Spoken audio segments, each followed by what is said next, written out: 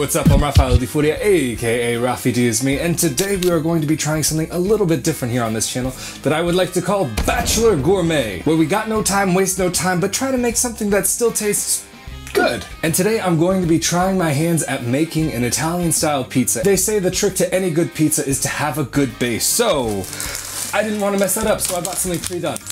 It's just a local supermarket brand, nothing special. Something just off the shelf here from Italy, although I think it's a German brand. But we are going to be doing tomato and arugula pizza. So I got myself some arugula and I got myself some cherry tomatoes. But if you're a guy alone, this is more food than you'll ever need probably for one sitting at least, or at least what should be healthy. But we'll worry about that later. Something I also wanted to give a little bit of a try was some artichoke hearts. I've had it on pizza before and it's absolutely delicious. And just in case I got some pepperoni, or what they call here, salami picante, spicy salami. And of course some mozzarella cheese, but I mean, what else are you gonna really use? And for some reason these bags are greasy, it's disgusting.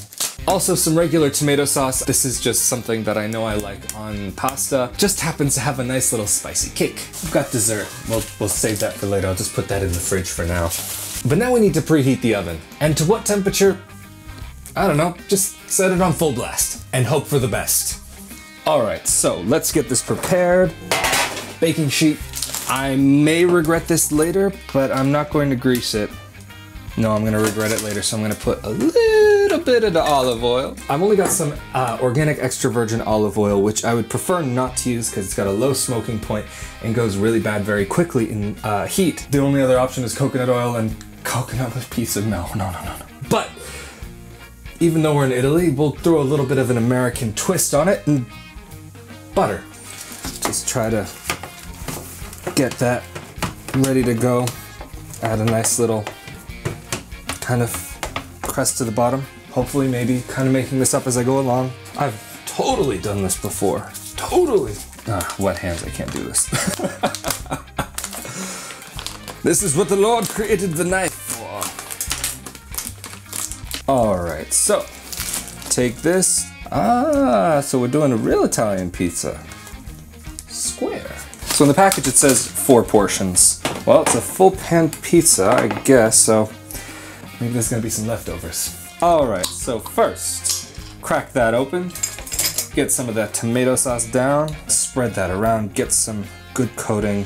You don't want to get too close to the edge, but you don't want to be far from it either, which I'm totally not following my own instructions here. Do as I say, not as I do. And just a fun fact, in Italian, the word for dough is pasta. And that doesn't matter whether it's for pizza or for spaghetti. You have pasta per la pizza or pasta. And it's all just dough, and pasta per la pizza just meaning dough for pizza. And now we're just gonna take some of this mozzarella. I got pre-shredded. In Italy, it's actually been my experience that it's been hard to find pre-shredded. I only know of one supermarket where I live that sells it pre-shredded. Generally, it comes in a bag, kind of like this, but with like liquid inside to keep it fresh, and mozzarella balls rather than pre-shredded. So it would probably be more delicious, but got no time, waste no time. I'm gonna just throw this all on there. I personally like a lot of cheese on my pizza, and I'm probably gonna actually add a little bit more because this is not quite as much as I like. I like to have a nice good thick layer of cheese with a nice crust on the top. Just spread that cheese out a little bit more. I should have buttered it a lot more. It's already sticking to the pan. Learn from my mistakes. So just gonna take a nice little bit of arugula, put that on top. Not too much, but what I'm going to do is I'm actually going to leave half of this pizza free. Throw a little bit of that cheese on top just to kind of get a little bit coverage. And take a couple of these, slice them in half the long way. Just toss a couple on. You've already got the tomato sauce on this, so you're already gonna get that tomatoey flavor. Nice little amount, but not too many. Next, I'm going to add a few of these artichoke hearts to one corner. I'll just kind of open that up, rip it, and put a little bit. Oh, I'll get that later. But now we are going to add a little bit of the salami picante, this Italian pepperoni, I guess you could call it. In Italy, I haven't found pepperoni like you might find back in the States. Generally, it has a bit more fat in it than we're used to seeing back in the States, but it still very often has a similar flavor. I'm just gonna add a couple slices, and the rest you can put in sandwiches. And this is just 100 grams of salami, so for 100 grams, you get quite a lot. That is absolutely delicious, even just on its own as a snack. And to top this all off, I'm going to add a little bit of Parmesan. Grate some on there. And when I say a little, I mean a lot, because Parmesan is a gift from heaven. And we're gonna add a little bit more after. I like a little bit of the kind of freshly grated Parmesan on a pizza. I think it adds, and not just another level of flavor, but also an extra texture. Now I'm going to put my oven down a little bit. Woo, that's hot. On the package, it says that it needs 20 to 25 minutes. So what I'm going to do is I'm going to set an alarm for roughly 18 minutes, check and see how the dough is doing then. Then what I'll do is I'll just put it on the broiler. It adds a nice like layer of crisp kind of cheese to the top. Just beautiful, a little bit brown, gorgeous, delicious. But even though here on Bachelor Gourmet, we're not too concerned about health food, let's make a salad because we got plenty of arugula left. Don't want that to go to waste. Just a nice, simple arugula salad. Delicious, nutritious, something a little bit different than the regular old lettuce. We're going to take, actually for a little bit of extra flavor, one of these artichokes, slice that, break that up a little bit, throw that in there. I could put another one in there.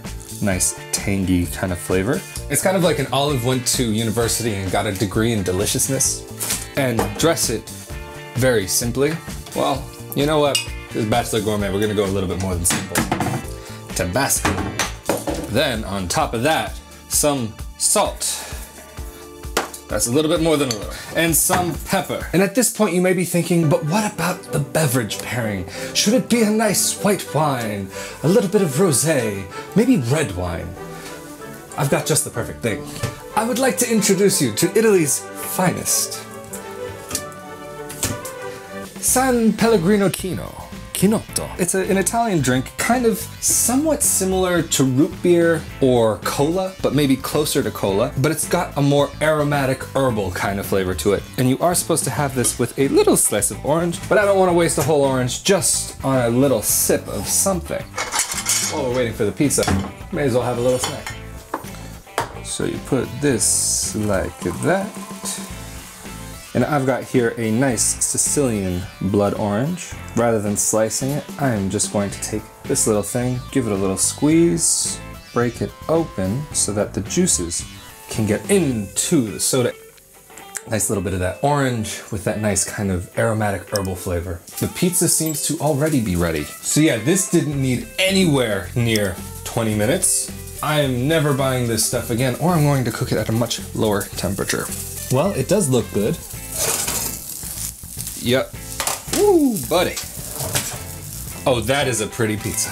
That is a beautiful, beautiful pizza. The crust is a little overdone, but that is a delicious looking pizza in my opinion.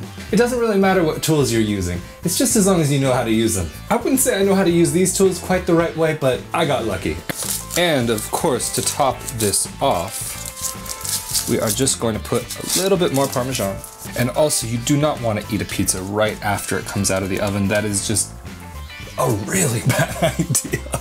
So you want to let the pizza sit for a little bit. And when it cools down just a little bit, the flavors will mix and intermingle in a really nice way. And as you can see, there's a good amount of like that stringy kind of pull. And the reason why I wanted to use the broiler was to get this kind of crusting on the top. You don't need the broiler to be able to do that. As you see through my mistake, I was able to achieve this nice crust that you find here on the top. And really, these cameras are not doing this pizza justice. It is gorgeous here in person. Nice, beautiful golden color on that cheese. And the crust too, even though the crust is a little overdone. Let's take the first bite. Let's see. Oh my God, I haven't had a good pizza like this in a long time. This is better than my local pizza place. And I'm not like just saying that because I made it. This is actually good. What you can also do, if you want to save a lot of time and a lot of the steps, you can get just a regular frozen pizza and just put extra cheese on top, some toppings, and what may have been a disgusting frozen pizza can be turned into this pretty good pizza pie. Well, that's going to be it for this first edition of Bachelor Gourmet. I'm going to go enjoy this pizza. I want to wish you a buon appetito. I'm Rafael Di Furia, aka Rafi D is me. Thank you for joining me, and I'll see y'all next time. Later.